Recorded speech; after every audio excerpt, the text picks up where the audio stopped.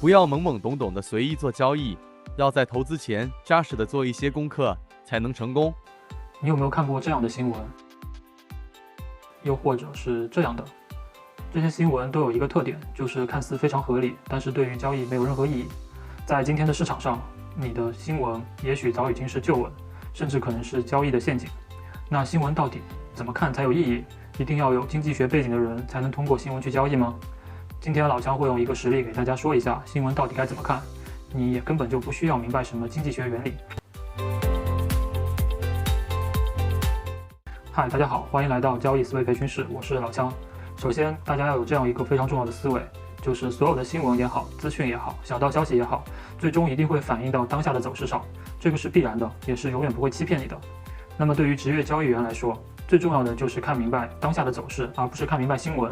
那么接下去我就用一个实例来和大家讲一下，在有重大新闻前，职业交易员是怎么做的。首先，第一点，需要找到一个新闻比较及时也比较全面的网站。第二个，我们以加拿大对美元为例子来给大家解释一下我是怎么运用新闻去做交易的。对学习交易思维有兴趣的同学，也可以参加我们为期1周的线上1元体验课。第一步，找合适新闻平台。对于外汇平台来说，你需要找到一个平台具有这样一个特点的，至少是第一点，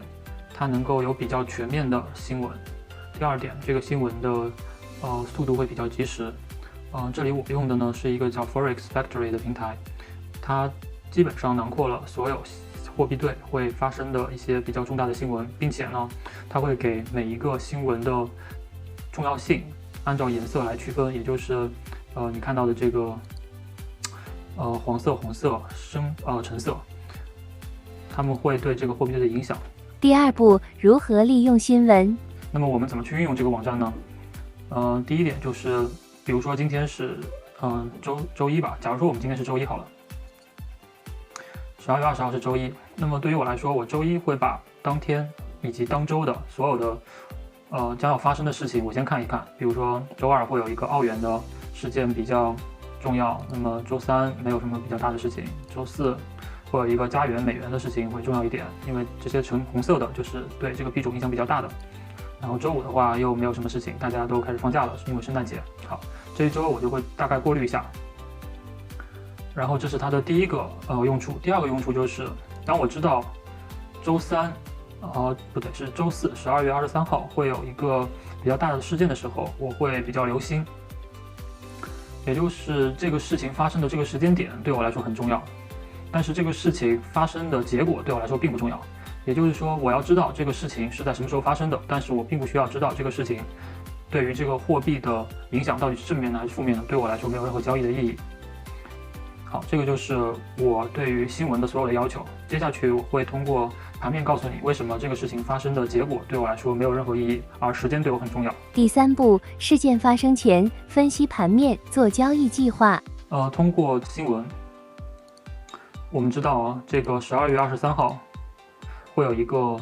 加拿大元和美元的重要新闻在下午2点半发生。这样对我来说的话，这个加拿大对美元这个币种在明天有可能会出现一个震荡，或者是比较大的一个影响。好，至于这个影响我该怎么去处理，现在我跟大家说一下。首先你要知道一个概念，就是所有的消息或者是信息资讯，小道消息也好，都一定会反映到这个盘面上。那么我们首先要做的就是分析这个盘面给我们了什么信息。对于我来说，我看到了加拿大对美元这个货币在4小时级别上已经出现了2个非常明显的中枢，并且 OP 进入了背驰段。所谓的背驰段就是需要进行转折了，也就是 OP 这一条向上的这一笔对我来说是一个背驰段进入转折的一个警示。好，所以我在明天不管发生什么，这个币种我只做空头。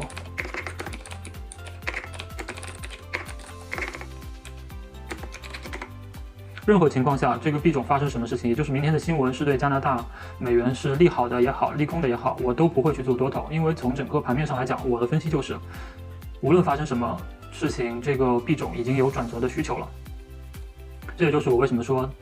那个新闻的时间段很重要，但是结果对我来说不重要，因为结果怎样我都只做空头。第二个就是我会怎么去分析这个空头该什么时候做或者怎么做。打个比方吧，假如说明天的新闻出现了这么一个情况，是非常有可能的。那么我会提前在这个 P 笔的内部去进行布局，即使你错过了这个向下的一笔也没有关系，回头还有这样一笔，在这个位置会有一个2脉，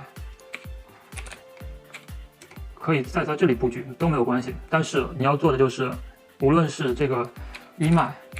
还是2脉，你都是卖点，绝对没有买点。OK， 即使它并没有出现这样的情况，而是相反的情况，也就是这样。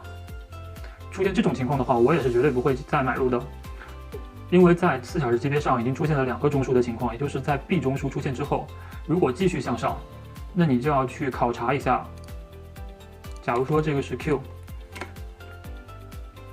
这个 Q 向上的一笔和 OP 来比较，是不是更加背驰了？如果更加背驰，那我还是会在这个 Q 的高点继续去做空头。我永远不会去做多头，所以明天的结果无论对我来说是怎么样，这个 B 种我都是以空头为主的。即使明天没有空头的机会，我也会等日后空头的机会。所以对于我来说，新闻的意义就是让我知道明天可能会发生一件对这个货币对有影响的事情。然而，这个影响对货币对是好是坏，对我来说没有任何的意义，因为我已经从盘面中提前知道了。而我通过我分析的结果，我知道我自己该做什么。这个就是新闻和我现在进行交易的一个关系。第4步，重要事件当天注意盘面变化。现在是2021年12月23号星期四上午10点。我们昨天说过，加拿大元对美元，今天下午会有一个2点半有一个消息，但是呢，我们并不需要等到消息出现再去做交易，因为那个消息的结果对我们没有任何影响。昨天我们分析过 ，OP 这一笔是一个非常背驰的一笔，所以呢，只要 OP 这一笔内部有机会，我们会在 P 点附近做空头，并且放弃所有的多头的机会。现在上午10点钟，距离那个下午的新闻还有好几个小时，但是呢，加元已经走出了向下的这一段并不是我们提前知道了消息，而是我们通过盘面的分析知道这个加拿大对美元这个币种它的上涨已经出现了非常严重的背驰，并且有转折的需求，所以我们才会去做向下这一段。无论今天下午2点半之后发生什么，我们都已经成功的在这个 P 这个位置进行了空头的介入。